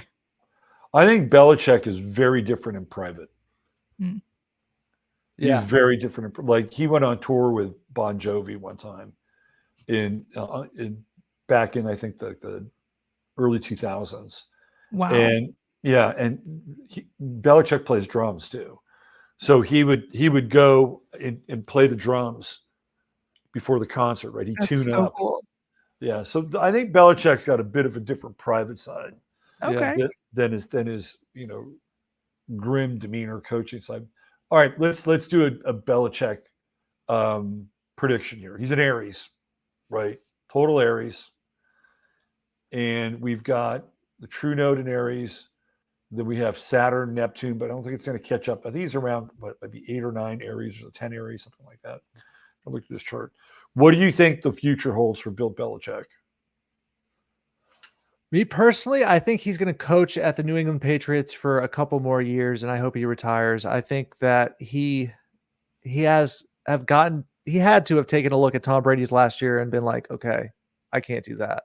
I got to go out on top in some way. If he goes out on a year they make the playoffs, I think that is ideal for him. Just make the playoffs, because right now the Patriots are in a down year. Mac Jones gets so much hate. I don't think he deserves it. I just think that, I potentially would like to see him reunite with Josh McDaniels. I've always been a Josh McDaniels loyalist. He was awesome on the Patriots as an offensive coordinator. He's a great offensive coordinator. He really is. So it's like they have great years. A lot to be desired. He's a Taurus. And guess what? The Patriots they can't score more than 20 points normally. Okay. And I'd like to see them reunite. And I don't see him necessarily going to like the San Diego Chargers or anything like that. I could be wrong, but that's my prediction for Mr. Bill Belichick. Gracey, I think he has some years of frustration ahead of him for sure. It's not going to be what he's essentially used to, but he's come up in this, NFL gig coaching all sorts of players. And if he wants to stick it out, he did just break up with his longtime girlfriend. So if he's sticking it out for the long haul and just focusing on football, I can't think of a better person to just clock in and clock out, if he ever clocks out. He might be like JJ Watt and have a bed under the bleachers. You never know. But just the idea of a single and focused Belichick, you never know what we're going to see in the next few years. Because I remember, the Alex Smith years of the Chiefs. And while, of course, it could be definitely exciting because we won a playoff game and all that, when Mahomes came around after, Wiley draft where nobody really wanted him, and we traded up to get him, that kid from Texas Tech changed everything. So I can't imagine if something like that came along for the Patriots, if there is another Mahomes out there that could just step in and change his life again. I'm not sure with his astrology and everything, if there's like a life-changing moment coming up or if there's any fourth house transits that he's going to be having. So either way, it'll be interesting to see the next few years for sure. I think he'll probably wind up coaching another team. There's been rumors that he's interested in coaching the Chicago Bears. I've also heard him linked to the Dallas Cowboys. Wow. That would be epic. I can't lie. I'd be rooting for him in a situation like that because, okay, I grew up in New England. I'm not a loyalist to the New England Patriots by any means. When Tom Brady went to the Buccaneers, I was like, Bucs are sick. Like, I'm down. Like, that's just how I am. I like players. I like coaches. And sometimes I like teams. But, yeah, I'd be rooting for him. If he went to the Bears, epic. Cowboys, epic. I'd like to see the Cowboys win a fucking Super Bowl. I'd like to see – okay, Rob, how bad do you want the Niners to win one Super Bowl? You want them to win I don't so really bad. care. I mean, you don't care? I saw them win 4 Super Bowls. I was there for the Montana era. Okay. I went to their first parade. Yeah. My life would not be incomplete if they didn't win a Super Bowl. Okay. Would it be fun? I guess, sure. But I'm not attached to it. Yeah. I want to give a quick shout out while we're on the subject of Saban and Belichick to Kelly and the kids, because way earlier in this show, I thought that Alabama was going to have a tough year. I was wrong. Alabama is kicking ass. They've got one loss, arguably one of the better one-loss teams, between them, Texas, Oregon. Alabama could easily win the national championship this year, the way they're playing. They just beat LSU, handled them. So, yeah, Saban's kicking ass. I mean that's Saban, right? What is this, a third-string quarterback? No, it's their first stringer, but he got benched after he lost against Texas, and they played this transfer from Notre Dame who sucks, and he earned his starting position back. What I liked about that situation was a lot of players on the team were upset that their guy wasn't starting, and then he started kicking ass, and I think they could easily make the college football playoffs the way they're playing. They're just under the radar. They're ranked like number 8 with 1 loss. So we'll see how it goes. What do you think, Gracey? I dig it. I have not been as focused on college football this year. I've been mostly focused on NFL just because it's so much more exciting. Sorry. Yeah. The Chiefs, man. Chiefs are kicking ass. Chiefs are the team of the decade. Yeah, it's really ruined watching other football for me. I'm like, why aren't they just Hail Marrying it and doing a side pass backwards? Like, they can do this. Come on, right? And it's because Mahomes has ruined football for me, and I'm not mad about it. He's the football equivalent of Steph Curry. Yep. Right. He does absolutely things that nobody else had really done before, and if they had, not to the extent that he's done it. I remember watching him play at Texas Tech, and because, of course, I live in Texas. I'm like, man, this guy is really fucking good. Like what he was doing. And I'll tell you the game that I was most impressed with him was when they were playing TCU. This is back when they had Gary, what's his name, as the coach. Oh, Patterson? Yeah. Very hardcore defensive team. They're like air raid now, but they used to be a big defensive team. Mm-hmm. And they were not giving Mahomes anything downfield. And he was just taking what the defense gave him. And I thought to myself, oh, this is a good quarterback, because he's not trying to prove that he can win on every play. And that's what really sold me on was that game. And getting back to the Niners, he was in the draft. They had the second pick in the draft. They traded to Chicago, who, for whatever reason, drafted Mitch Trubisky because he had a couple of good games at the end of his season. And I'm like, San Francisco, you have got to fucking draft Patrick Mahomes. And I used to be on this Niners message board, and I would just like bang my keyboard, draft this guy. Maybe this is months before the draft, right? Because I can see the potential. And then they draft fucking Solomon Thomas, who had one good game, and it was the game that he wound up sacking Mitch Trubisky. Oh my God. A couple of times, right? And I'm like, you guys are just fucking morons. I'm sorry. You just passed up on the talent of the century. And so, of Rob, course, Andy Reid, let me trade up. Yep. Brett Veach is a mastermind there. So, Rob, I have an interesting question for you. What would you say to people who say that Caleb Williams is the next Patrick Mahomes? I wouldn't say that. Okay. Because there's people who say that. You would say they're full of shit, essentially? First of all, Patrick Mahomes never cries. Okay, that's a solid point. Not in public. Not in public. Not in public. But I also feel like Pat Mahomes is kind of an underdog in a lot of ways. Okay. And he had to prove himself. Everything was, even though his dad was a professional baseball player, and he got to hang out, and kind of be around, the game. It wasn't handed to him. And I think things have been handed to Caleb Williams. And Patrick Mahomes is a Virgo, so he's always going to try harder, right? He's always kind of got something to prove in some ways. 12th house sun. He'll do it every time. Yeah. So you have his birth time. He's a 12th house sun. Is he a double Virgo? Is he a double Virgo? Double Virgo, Cancer moon, 0 degrees. It's an intense chart. Right. Interesting. Yeah, I'll definitely. What do you think of his brother? Can we talk about his brother? The train wreck? Jeez. Her expression said it all. I don't really know much about him, but that's well. Since I'm the Taylor Swift reporter of the show, I will just say that the fans were very mad that she was around him in the suite when she was last at Arrowhead. The incident that he sexually assaulted a woman. The woman was my kid's former daycare director, so I know her really well. And she just got into this restaurant business. It's like very housewifey. It's a very affluent area. Jackson Mahomes has a little bit of a taste for things that are legal and has a little bit more of a sped up type of personality.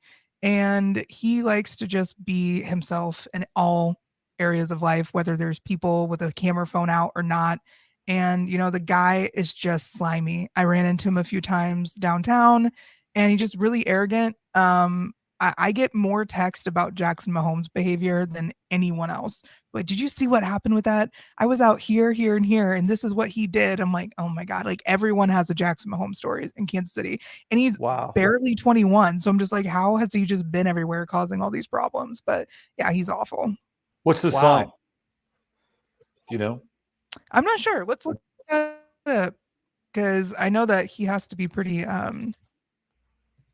intense to be May 15th. So he's a Taurus, late degree Taurus. What's interesting about what you said, Gracey, is I find that people who work at restaurants, bartenders, valets, you name it, that's the ultimate intelligence network. You can get info on anybody through those people. Crazy. Yeah. Yeah. And it's like 5 blocks from my house. So it's now for sale. She's gone it completely out of business. The woman's been harassed a bunch. His trial keeps getting pushed back. But he grabbed her by the throat and was just like being so obnoxious. I just can't imagine letting the guy out in public if he was my brother. And this is in public. He did this. He grabbed a woman by the throat. I don't know anything about this. Grabbed her.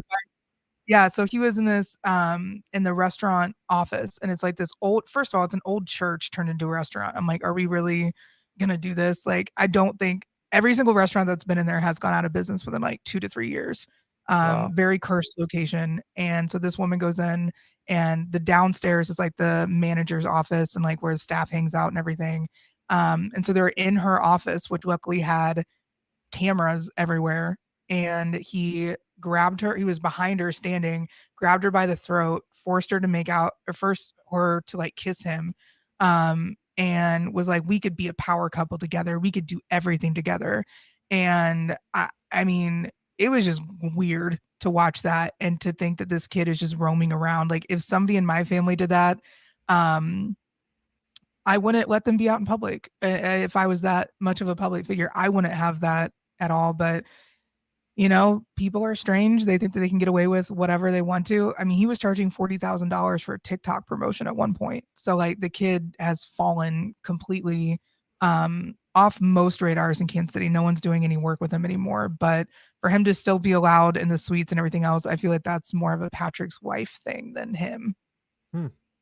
Because she's buddy with Jackson. Yeah, I think they're just close. You know, she's a funny, goofy person, and he always was too.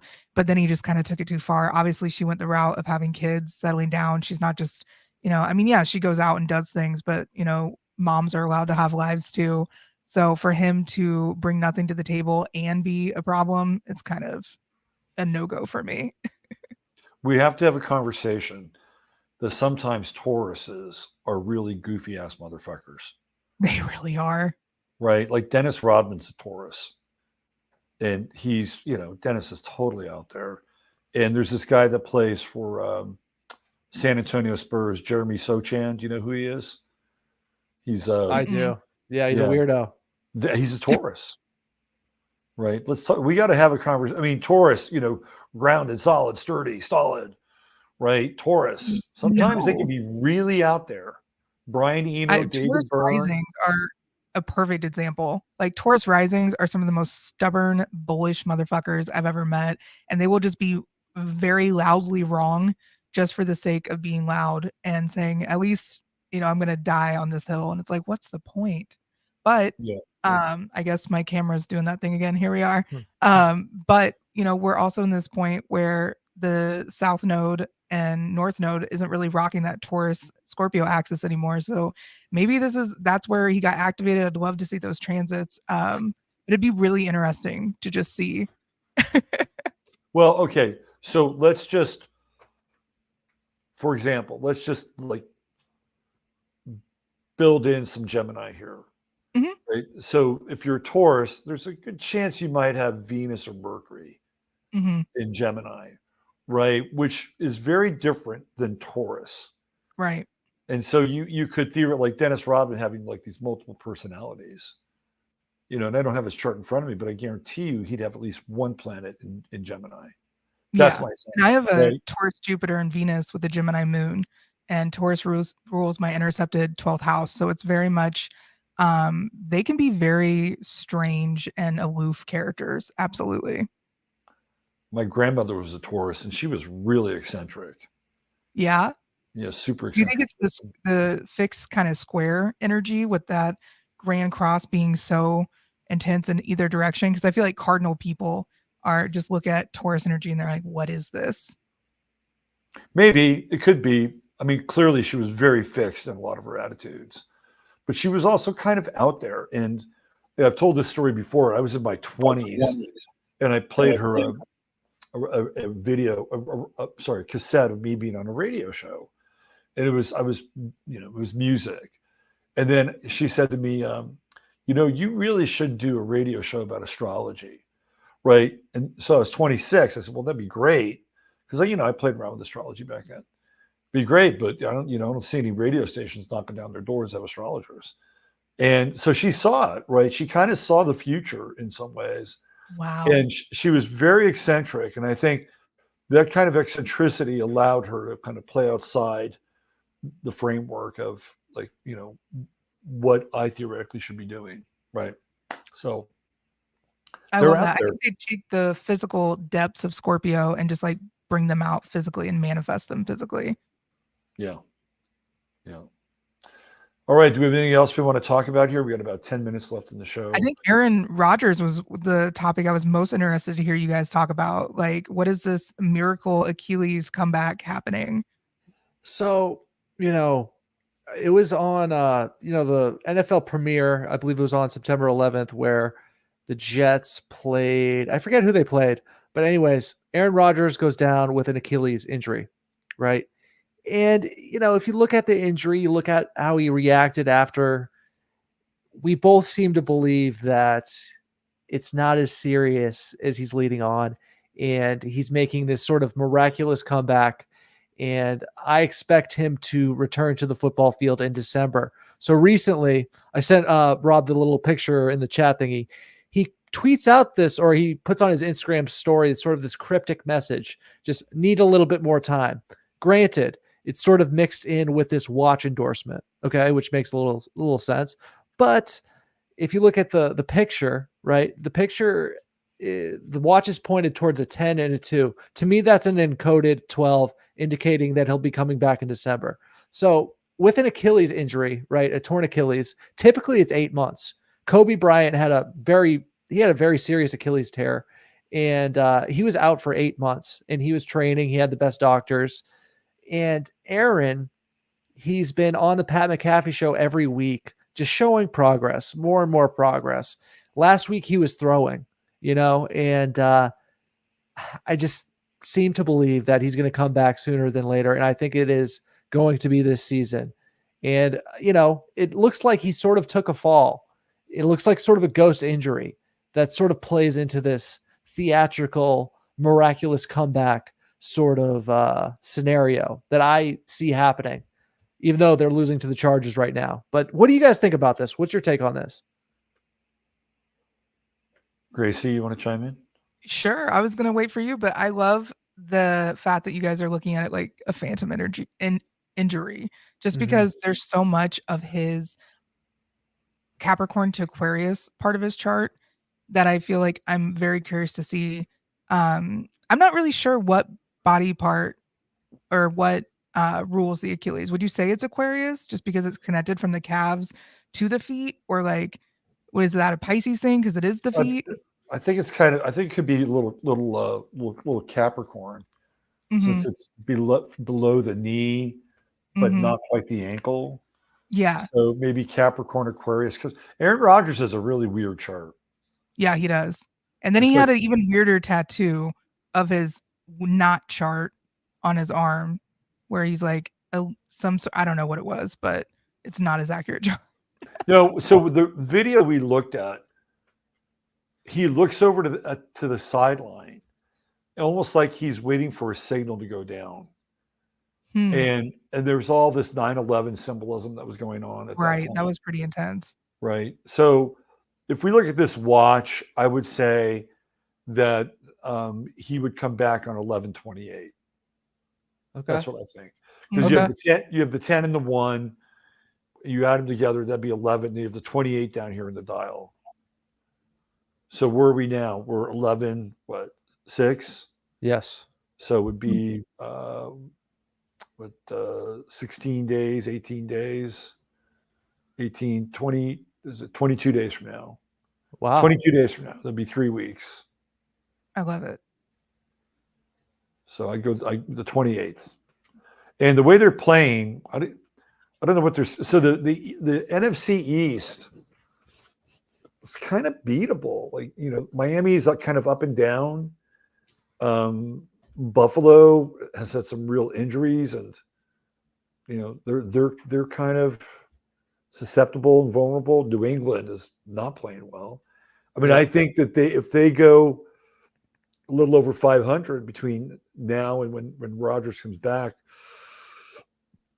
I think they could be a playoff team, and that's what the NFL wants. They want to see Aaron Rodgers make a comeback. So I still like that, just because his astrocartography in New Jersey is it's not great.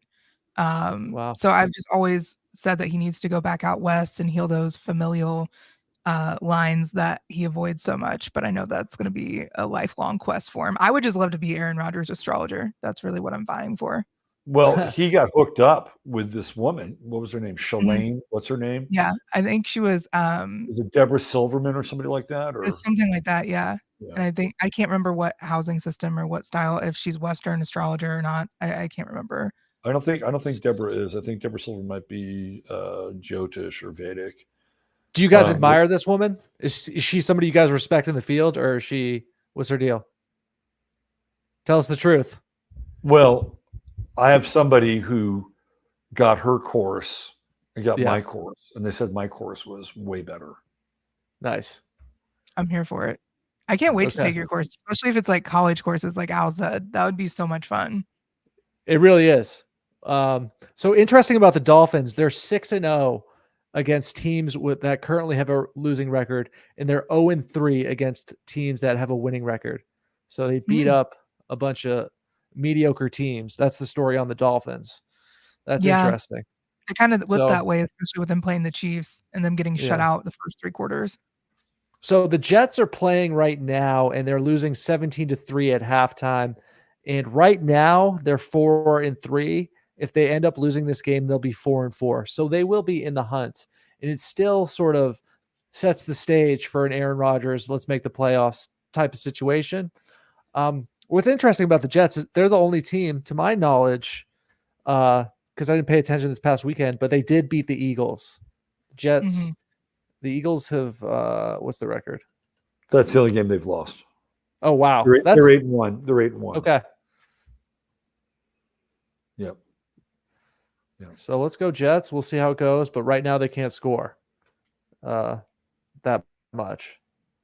I think Zach Wilson is a Leo too, by the way. That's awesome. And that would make sense. Yeah. Yeah. So I'm curious, Gracey, did you get Aaron Rodgers' birth time? Yeah, it is 2:50 p.m. So what does he have astrocartographically over New Jersey? I believe it is a Mercury DC line. Mercury DC. That's not great. Yeah, and it just looks like a lot of challenges and a lot of like past struggles and things that have haunted him in the past come up there. And I think it's really interesting too that I think on either side is like Uranus and then Neptune on either side. So I can't remember exactly, but I can pull it up. So does that mean he has Neptune in the 7th house?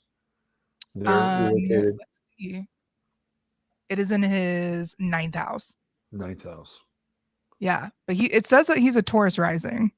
So I'm just like, it's very interesting to see with his Scorpio moon and his Sagittarius. Like, he would be a great mentor. And I really want him to finish the season strong and admit that it might be a little bit past his prime and time for him to be the world's best quarterback coach, because his son MC line runs right through Kansas City. And I would absolutely love if he came back and helped coach Patrick Mahomes, because I know Mahomes would clearly love that, but it's also a battle of his pride, ego, all that. I don't think he wants to quit anytime soon. He wants to prove that his alternative medicine can work, that his alternative lifestyle can work. And, the Jets and the people around him have been pretty open-minded compared to Green Bay with all of his retreats and the ayahuasca and everything that he's been doing. So if that's the case and he feels free in New York and he can just kind of do his thing, it's going to be interesting to watch. But I think he would be just such a phenomenal brain behind the scenes.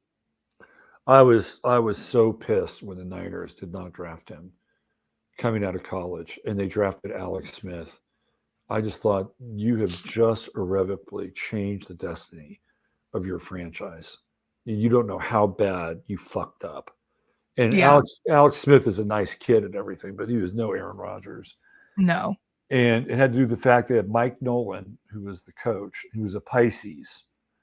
And of course, Aaron Rodgers is Sagittarius. They didn't get along. Their sons were squaring. And Mike Nolan asked him if he could dribble a football.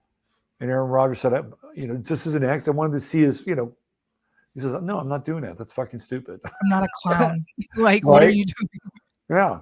And Alex Smith, who grew up the son of a principal at Helix High in San Diego, was a good boy. He said, sure. Utah kid. Yeah. Utah college. Yeah. Well, he got that scholarship because he had a relative that coached at Utah. It was, and then I think Urban Meyer came in.